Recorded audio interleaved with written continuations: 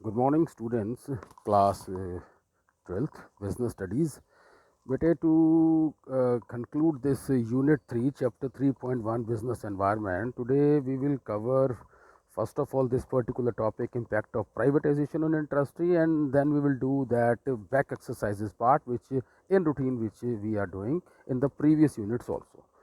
देखिए impact of privatization का क्या मतलब है on industry in India means जब ये impact of changes in government policies हमने पहले किया, हमने major steps of economic reform किया, major steps of economic reform के बाद इम्पैक्ट ऑफ प्राइवेटाइजेशन क्या हुआ। देखिए इकोनॉमिक रिफॉर्म से आप एक तरह से देखा जाए ना तो पैसा तो खुला हो गया मार्केट में। जब पैसा खुला हो गया तो काम करने वाले बढ़ गए, जब काम करने वाले बढ़ गए तो competition in the business automatically बढ़ गया। जब हर चीज़ प्राइवेटाइज हो गई तो पॉलिटिकल इंटरफेरेंस ऑटोमेटिकली रिड्यूस हो गया। हर प्राइवेटाइज पार्ट में, हर प्राइवेटाइज्ड एडमिनिस्ट्रेटिव रिस्पॉन्सिबिलिटीज़ जो होती हैं वो ज़्यादा क्योर होती हैं। Means what I mean to say, private industry, they basically act more responsible. It is a notion. They will have to care of their capital also, so they will act more responsible.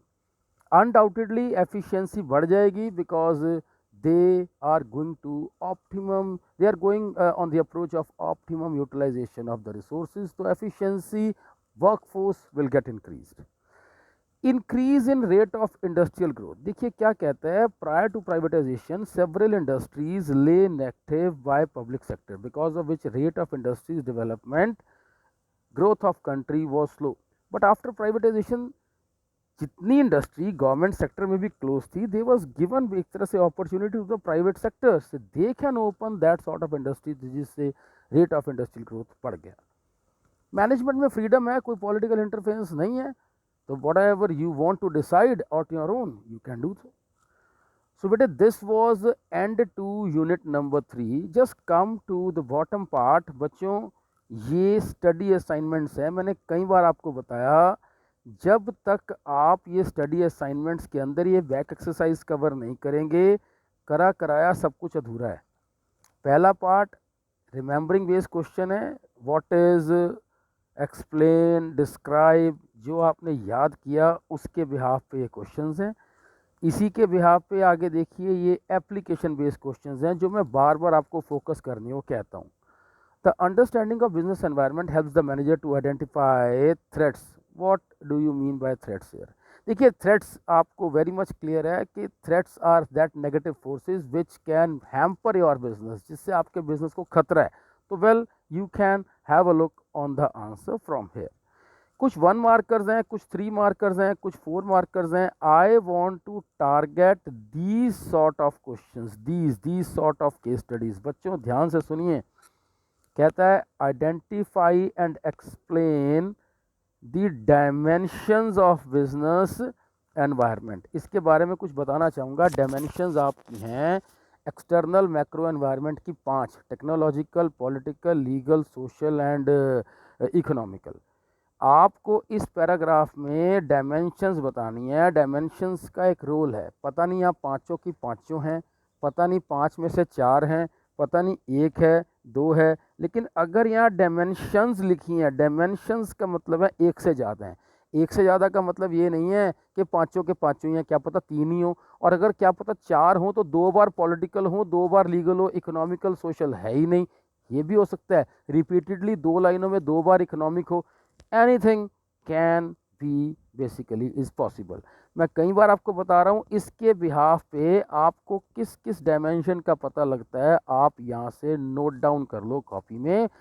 Next lecture में हमेशा की तरह आपको solve case studies का दूंगा। You can check out your work from that which is my demand from you kids. नीचे देखिए बेटे, ये हाई ऑर्डर थिंकिंग स्किल्स हैं, कुछ डिमोनेटाइजेशन के क्वेश्चन है। मैंने डिमोनेटाइजेशन के बारे में आपको पहले ही बताया, it's a topic as far as syllabus is concerned, whatever will be the guidelines you can do according to that, but still you just cover it off. 4 marks question again वही है, identify the dimensions of business environment. आपने उन्हीं पांचों में से कुछ देनी है, या 5 हैं या 3 हैं या 4 हैं, that you have to highlight on your own till today. अगला क्वेश्चन ये देखिए, बेनी आफ्टर कंप्लीटिंग एमबीए वाला, इसके अंदर कहता है state the dimension of business environment, यानी कि उन 5 में से एक तो डायमेंशन है। स्टेट द प्रिंसिपल, ये तो हो गया चैप्टर 2.1 से किसी एक प्रिंसिपल को पूछ रहा है which is basically being followed by some of the person over here. और identify 2 values, some sort of moral values has been highlighted over here. बच्चों आपने क्या करना है, आपने इसके अकॉर्डिंग चैप्टर 3.1 से एक्सटर्नल मैक्रो डायमेंशंस की एक डायमेंशन बतानी है, उसके बाद 2.1 चैप्टर से एक प्रिंसिपल बताना है। आप कौन सा बताते हो पहले नोट करो, then I will tell you what will be the related answers. Next देखिए बेटे, कोर्ट पास एंड ऑर्डर। यहाँ पर देखिए court passed order, court passed order. भाई कोर्ट पास्ड ऑर्डर के अंदर मैंने आपको लास्ट टाइम बताया था कि अगर कोई चीज़ कोर्ट के थ्रू पास्ड होती है तो different dimensions of business environment, तो कोर्ट के through you can say it may be political, it may be legal, पर कोर्ट का basically decision is applicable on political background also. First of all, you should go back and you should have a clear difference between political and legal. Then you should have looked to all the balanced 3 macro external dimensions also, and then you should answer कि इस particular point में कौन सी dimension है, इसमें कौन सी है, इसमें कौन सी है, इसमें कौन सी है, इसमें कौन सी है. जनरली जब सोसाइटी की बात आ जाती है तो एक तरह से सोशल डायमेंशन होती है, जब टेक्निक्स की बात आती है तो टेक्निकल होती है, लेकिन अभी नहीं. अभी तो मैंने आपको एक रॉ हिंट दिया है, आपने सिर्फ ये देखना है आपके अकॉर्डिंग यहाँ कौन सी डायमेंशन है. Then will check out in the next lecture.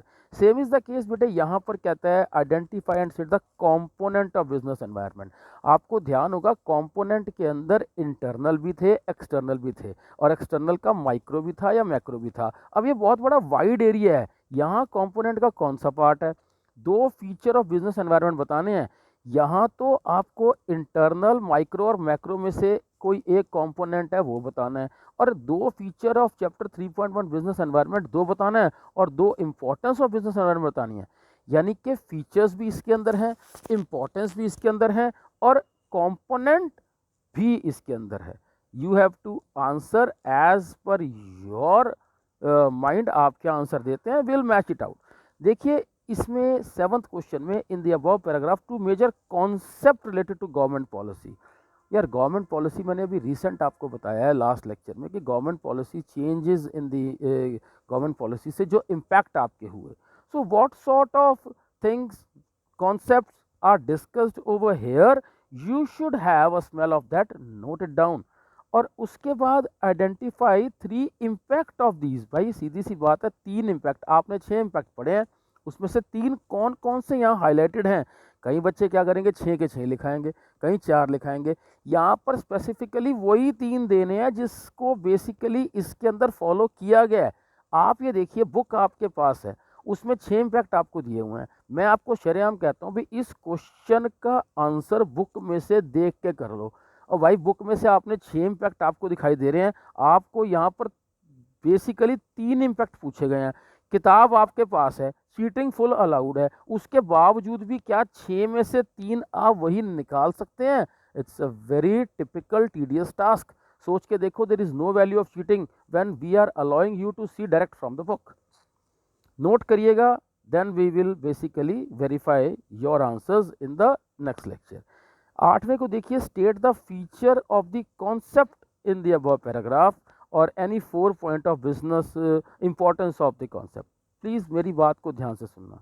Identify and state the feature of the concept discuss in the above paragraph. आप एक पर्टिकुलर पॉइंट यहाँ पर आंसर देंगे और उस पॉइंट के 4 इंपॉर्टेंस देंगे. भाई ज़रूरी नहीं है यहाँ बिजनेस एनवायरनमेंट आंसर हो तो यहाँ 4 पॉइंट बिजनेस एनवायरनमेंट की भी हो सकते हैं. क्या पता यहाँ पर प्रिंसिपल ऑफ मैनेजमेंट और यहाँ 4 पॉइंट्स प्रिंसिपल ऑफ मैनेजमेंट की इंपॉर्टेंस के हैं. क्या पता यहाँ पर बेसिकली मैनेजमेंट हाईलाइटेड और यहाँ 4 मैनेजमेंट की इंपॉर्टेंस है.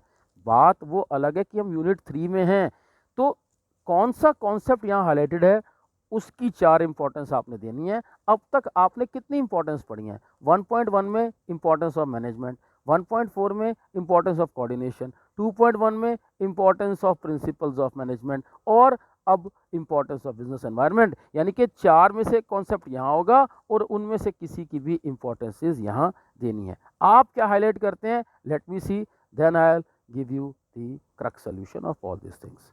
सो do as guided and just note down the answers separately. That's it. Goodbye.